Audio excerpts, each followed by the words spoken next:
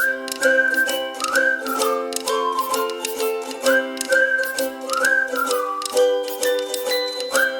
Students, मैं doctor JD आप लोगों को फिर से एक बार जेडी केमिस्ट्री क्लास में स्वागत करता हूँ। आज मैं आप लोगों के साथ electrical properties of solid discuss करने जा रहा हूँ। ये जो टॉपिक है, ये टॉपिक सॉलिड स्टेट चैप्टर से रिलेटेड है, जो कि है क्लास 12 का पहला चैप्टर। ठीक है, तो ये टॉपिक जो मैं आज डिस्कस करने जा रहा हूँ, मैं आशा करता हूँ आप लोग समझ सकेंगे अगर आप लोगों ने मेरा प्रीवियस डिस्कशन देखा होगा। और जिन लोगों ने नहीं देखा है, मैं उन लोगों से रिक्वेस्ट करता हूँ कि आप लोग मेरा प्रीवियस डिस्कशन देख लीजिएगा। हाँ, उसका लिंक मैंने ऊपर आई बटन पे दे रखा है। इनफैक्ट मैंने सॉलिड स्टेट चैप्टर का हर एक टॉपिक का discussion in the form of playlist I button पे दे रखा है। At the same time same link मैंने डिस्क्रिप्शन बॉक्स में भी दे रखा है। आप लोग लिंक को क्लिक कीजिएगा, देखिएगा, ताकि हर एक टॉपिक का जो डिस्कशन होते रहेगा उसे आप लोगों को अच्छे से समझ में आए। ठीक है, तो चलो बिना देरी करते हुए हम लोग टॉपिक्स की ओर आगे बढ़ते हैं। तो टॉपिक क्या है? इलेक्ट्रिकल प्रॉपर्टीज है ना, इलेक्ट्रिकल प्रॉपर्टीज ऑफ सॉलिड्स। तो इलेक्ट्रिकल प्रॉपर्टीज ऑफ सॉलिड जानने से पहले हम लोगों को इलेक्ट्रिकल कंडक्टिविटी क्या है, ये चीज हम लोगों को समझना है। तो electrical conductivity means what? Conduction of what? Electricity, है कि नहीं? इलेक्ट्रिसिटी को कंडक्ट करना ही मतलब है क्या? इलेक्ट्रिकल कंडक्टिविटी मतलब पैसेज ऑफ इलेक्ट्रिसिटी, इलेक्ट्रिसिटी का मूवमेंट, है ना। इलेक्ट्रिसिटी का मूवमेंट को हम लोग क्या कहेंगे? Electrical conductivity. क्योंकि कंडक्शन मतलब क्या है? Movement. Electrical conductivity means movement of electricity, है ना। तो इसी को कहते हैं electrical conductivity. Movement of electricity को ही कहते हैं इलेक्ट्रिकल कंडक्टिविटी। तो सॉलिड्स जो हम लोगों ने प्रीवियस डिस्कशन तक स्टडी किया है, कितने टाइप्स का सॉलिड्स में क्या क्या डिफेक्ट्स होता है, बहुत सारा चीज़ हम लोगों ने पढ़ा है। तो अभी हम लोग जानने वाले हैं कि उन सब सॉलिड्स में क्या इलेक्ट्रिसिटी का पैसेज हो सकता है, क्या इलेक्ट्रिसिटी उनमें फ्लो हो सकता है, क्या उनके माध्यम से इलेक्ट्रिसिटी जा सकता है ना। ये सब हम लोग जानेंगे आज। तो देखा गया कि सॉलिड्स में इलेक्ट्रिसिटी का पैसेज को लेकर, इलेक्ट्रिसिटी का जो मूवमेंट को लेकर सॉलिड्स को क्लासिफाई किया है 3 टाइप्स में। क्यों क्लासिफाई किया है 3 टाइप्स में? बिकॉज देखा गया कि हर एक सॉलिड में सेम इलेक्ट्रिसिटी का कंडक्शन नहीं होता है। They vary from solid to solid. मेरा कहने का मतलब है कि एक सॉलिड अगर ए है, ये एक सॉलिड है, ये अगर एक सॉलिड है और ये अगर एक सॉलिड है, ए का कंडक्शन ऑफ इलेक्ट्रिसिटी जितना होगा, it may not be same as that of B. Also it may not be same as that of C. That means conduction of electricity in A, B and C are totally different. They differ from each other in various aspects. ये जो variation होता है conduction of electricity in different types of solids, ये क्यों होता है, या तो किस हद तक होता है, कहाँ तक होता है इलेक्ट्रिसिटी का कंडक्शन, उसी के ऊपर बेस्ड करके हम लोगों ने सॉलिड्स को क्लासिफाई किया है 3 टाइप्स में। वो पहला है क्या? कंडक्टर्स। सेकंड है आपका इंसुलेटर्स, और तीसरा है आपका सेमीकंडक्टर्स। समझ में आया, है ना। ये कंडक्टर्स, इंसुलेटर्स, सेमीकंडक्टर्स, ये सॉलिड्स का ही क्लासिफिकेशन है on the basis of electrical conductivity. समझ में आया? मतलब on the basis of differentiation in the passage of electricity, solids have been classified into conductors, insulators and semiconductors. समझ में आया क्यों क्लासिफाई हुआ, है ना। तो अभी हम लोग एक एक करके समझते हैं कि कंडक्टर क्या है, इंसुलेटर क्या है और सेमीकंडक्टर्स क्या है। तो चलो देखते हैं पहला कि कंडक्टर क्या चीज है। The solids which allow passage of electric current are called conductors। जो सॉलिड इलेक्ट्रिसिटी को पैसेज करने में हेल्प करता है या तो सहायता करता है या तो वो परमिशन देता है कि मेरे अंदर से, मेरे ऊपर से इलेक्ट्रिसिटी फ्लो होना चाहिए, मैं परमिशन देता हूँ कि मुझ में इलेक्ट्रिसिटी को वहन करने का या पैसेज करने का क्षमता है, उसी टाइप ऑफ सॉलिड को हम क्या कहेंगे, कंडक्टर्स कहेंगे। समझ रहे हैं ना। तो ऐसा जो कंडक्टर्स है ये जनरली दो टाइप का होता है। पहला क्या है आपका मेटेलिक कंडक्टर और दूसरा क्या है आपका इलेक्ट्रोलाइटिक कंडक्टर्स। समझ में आया है ना। तो अभी देखते हैं मेटेलिक कंडक्टर्स क्या है। Metallic conductors which allow passage of electricity through them without undergoing any chemical change. Metals conduct electricity in solid as well as in molten state. Conductance is due to the movement of electrons. मतलब metallic conductors वो है जो electricity को conduct करता है अपने बीज से या तो अपने माध्यम से, तब उसका खुद का कोई केमिकल ट्रांसफॉर्मेशन नहीं होता है। मेरा कहने का मतलब है कि जब वो अपने माध्यम से इलेक्ट्रिसिटी पास करता है उसका कोई खुद का कोई बदलाव नहीं होता है।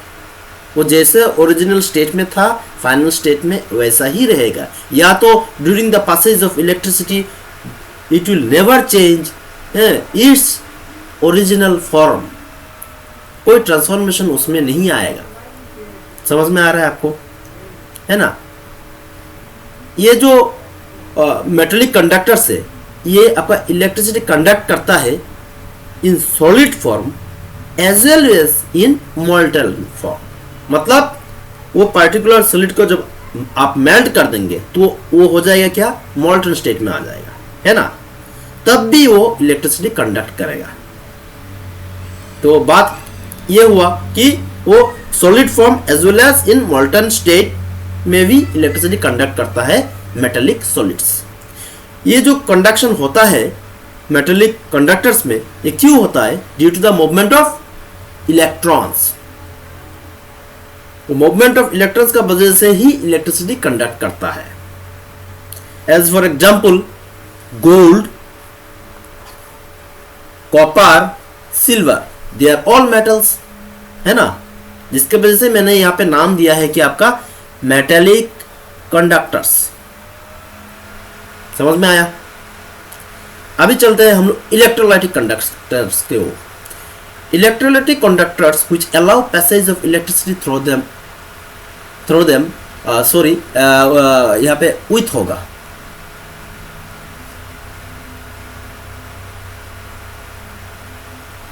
with chemical changes in them। मतलब इलेक्ट्रोलाइटिक कंडक्टर्स में क्या होता है, जनरली उसमें इलेक्ट्रिसिटी पास होता है लेकिन उसमें केमिकल ट्रांसफॉर्मेशन हो जाता है। पहला वाला में क्या था, मेटेलिक कंडक्टर्स में उसमें कोई केमिकल ट्रांसफॉर्मेशन नहीं होगा, वो जो ओरिजिनल स्टेट में था उसी स्टेट से ही इलेक्ट्रिसिटी कंडक्ट करेगा। लेकिन इलेक्ट्रोलाइटिक कंडक्टर्स में ऐसा नहीं, उसमें कुछ केमिकल ट्रांसफॉर्मेशन होगा, जिसके लिए यहाँ पे मैंने कहा कि which allow passage of electricity through them with chemical change। उसमें कुछ केमिकल चेंजेस आएगा। आप लोग ये आउट काट दीजिए, आउट नहीं है लेकिन देखिए ये अंडरगोइंग या तो with undergoing chemical change, with undergoing लिख सकते हैं आप लोग, अंडरगोइंग केमिकल चेंज। ठीक है, तो यहाँ पे कुछ केमिकल चेंजेस आएगा। वो कैसे आता है वो अभी हम लोग समझेंगे। ये कंडक्शन जो होता है इलेक्ट्रोलाइटिक कंडक्टर्स का, हाँ, तब क्यों होता है, due to the movement of ions और other charge particles in them. समझ में आ रहा है। तो इसमें आप लोगों को क्या लग रहा है कि ये क्या कुछ किस टाइप में प्रेजेंट होगा। आयंस अगर कहा गया है, यहाँ पे आयंस का जिक्र हो रहा है, इसका मतलब they come into the liquid state या तो सॉल्यूशन स्टेट, जिसके वजह से यहाँ पे देखिए वाटर में जब हम लोगों ने NaCl ऐड कर दिया तब NaCl का जो सॉल्यूशन है ये इलेक्ट्रिसिटी कंडक्ट करता है। Why? Because of the movement of ions. And what are those ions? Na plus and Cl minus. Clear हुआ? समझ में आ रहा है ना? मतलब कंडक्टर्स दो टाइप का होता है, एक होता है मेटेलिक कंडक्टर्स और एक होता है इलेक्ट्रिक और लाइटिक कंडक्टर्स।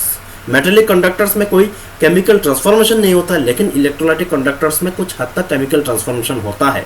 मेटेलिक कंडक्टर्स में आपका जो इलेक्ट्रिसिटी कंडक्ट होता है are due to the movement of electrons, whereas in electrolytic conductors passage of electricity or conduction of electricity is due to the movement of ions or charged particles. As for example, when NaCl is dissolved in water, it forms NaCl solution. There, conduction of electricity takes place to the movement of Na plus and Cl minus ions present in them. Clear? समझ में आया आप लोगों को? अभी हम लोग चलते हैं इंसुलेटर्स की ओर। अभी इंसुलेटर्स क्या चीज है? The solids which do not allow passage of electric current through them are called insulators. मतलब सॉलिड्स जो इलेक्ट्रिसिटी को फ्लो करने के लिए परमिशन नहीं देता है, या तो उसमें उतना क्षमता नहीं है कि उसमें से इलेक्ट्रिसिटी फ्लो हो, उसको क्या कहेंगे हम लोग? इंसुलेटर्स कहेंगे। अगर फ्लो भी किसी कारण से भी हो जाता है accidentally, it is very very very very low, जिसके वजह से मैंने यहाँ पे लिखा है they have very very low conductivity. समझ में आया? मतलब insulators don't have the capacity to allow the passage of electricity through them like metallic conductors, है ना? मेटेलिक कंडक्टर्स की तरह इंसुलेटर्स में वो क्षमता नहीं है कि वो अपने बीच से इलेक्ट्रिसिटी का पैसेज करवाए। क्लियर? समझ में आया? है ना? एज फॉर एग्जाम्पल आपका ग्लास हो गया, प्लास्टिक हो गया, राबर हो गया, वुड हो गया, फैब्रिक हो गया, वूल हो गया, ये सब सारे क्या है? इंसुलेटर्स ही तो है। समझ में आ रहा है? अच्छा, अभी हम लोग चलते हैं सेमीकंडक्टर्स को। सेमीकंडक्टर्स क्या है? The solids whose conductivity lies between typical metallic conductors and insulators are called semiconductors. मतलब कुछ सॉलिड्स जिनमें इलेक्ट्रिकल कंडक्टिविटी का जो रेंज है, वो या तो क्षमता है, वो इंसुलेटर्स और मेटेलिक कंडक्टर्स के बीच में रहता है। मतलब वो पूरा पूरी मेटेलिक कंडक्टर्स भी नहीं है और पूरा पूरी इंसुलेटर्स भी नहीं है ना? मतलब in between, it has the property in between that of metallic conductors and insulators, जिसके वजह से यहाँ पे जो वर्ड है सेमी लगाया गया। मतलब they are not fully conductors, उसमें मेटेलिक कंडक्टर्स जैसा इलेक्ट्रिसिटी फ्लो नहीं होगा और उतना कम भी इलेक्ट्रिसिटी फ्लो करने का भी टेंडेंसी नहीं रहेगा जो कि है आपका इंसुलेटर्स में, जिसके वजह से इसका नाम दिया गया है सेमीकंडक्टर्स। समझ में आया? तो कंडक्टिविटी ये क्यों होता है? ये होता है due to the presence of impurities and defects present in there. हम लोगों ने प्रीवियस डिस्कशन में कुछ चीज पढ़ा था, वो क्या था? Non stoichiometric defects. Non stoichiometric defect में हम लोगों ने पढ़ा था metal excess defect and metal anion defect. Metal excess जो डिफेक्ट था, they are actually what? N type semiconductors. And metal deficiency defect वो क्या था? Actually P type semiconductors. मतलब वो दोनों टाइप ही क्या है आपका? सेमीकंडक्टर्स है। और एक क्या था? इम्प्योरिटी था। मतलब सोडियम क्लोराइड और स्ट्रोंशियम क्लोराइड का जब मिक्सचर को हम लोग क्रिस्टलाइज करेंगे तब स्ट्रोंशियम आके बैठ जाता है फॉर एवरी 2 सोडियम आयंस, तो वहाँ वो क्या हो गया? इम्प्योरिटी प्रेजेंट हो गया। इस टाइप ऑफ इम्प्योरिटी के वजह से भी आपका इलेक्ट्रिसिटी कंडक्ट करता है, या तो कुछ डिफेक्ट्स जो कि मेटल एक्सेस डिफेक्ट हो या मेटल डेफिशिएंसी डिफेक्ट हो, उसके वजह से भी इलेक्ट्रिसिटी का कंडक्शन होता है, जिसके लिए यहाँ पे कहा गया कि semiconductors conduct electricity due to the movement of impurities और डिफेक्ट्स प्रेजेंट इन देम। तो कंडक्शन बेसिकली होता ही है इम्प्योरिटीज और डिफेक्ट्स के वजह से सॉलिड्स में। समझ में आया? As for example gallium arsenide, germanium, silicon are most of the commonly used semiconductors. Semiconductors का आज का मॉडर्न डेज में बहुत सारा एप्लीकेशंस है, for making chips, for making solar cells etcetera, बहुत सारा एप्लीकेशन है ना। तो ये गैलियम आर्सेनाइड जो सोलर सेल्स में यूज होता है, सिलिकॉन से चिप्स बनाने में भी यूज होता है ना। तो इसका यूज बहुत ज़्यादा है। क्लियर? समझ में आया आप लोगों को कि जो इलेक्ट्रिकल प्रॉपर्टीज ऑफ सॉलिड्स है, इसको हम लोगों ने डिवाइड कर दिया था कंडक्टर्स, इंसुलेटर्स और सेमीकंडक्टर्स, तीनों का हम लोगों ने प्रॉपर्टीज जान लिया है ना। अभी हम लोग लास्टली जानेंगे कि कंडक्टर्स, सेमीकंडक्टर्स और इंसुलेटर्स का रेंज क्या है कंडक्टिविटी का।